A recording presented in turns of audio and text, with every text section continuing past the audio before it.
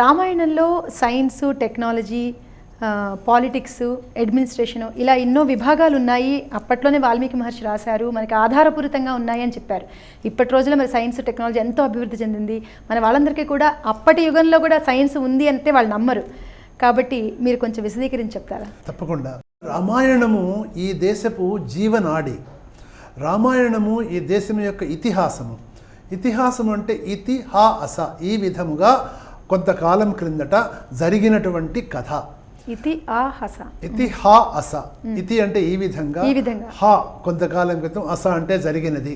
అంటే నిజమైనటువంటి యథాతథంగా జరిగినటువంటి కథని రసరమ్యంగా మన ముందు ఉంచారు వాల్మీకి మహర్షి.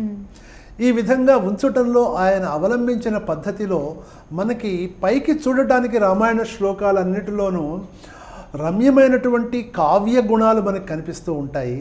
కానీ అదే శాస్త్రవేత్తలైనటువంటి వాళ్ళకి అనేక సైన్సెస్ యొక్క పొలిటికల్, అడ్మినిస్ట్రేషన్, మిలిటరీ, అలాగే వాణిజ్య, వర్తక, ట్రేడ్, మనం ఈరోజు ట్రేడ్ ఇండస్ట్రీ, వీటికి సంబంధించినటువంటివి ఈనాటి విశ్వవిద్యాలయాలలో మనకు విద్యార్థులు నేర్చుకుంటున్నటువంటి వందలాది కోర్సెస్ ఏవైతే ఉన్నాయో ఆ సబ్జెక్ట్స్ మొత్తము కూడా రామాయణ కాలంలో బహు ప్రాచుర్యంలో ఉండేవి.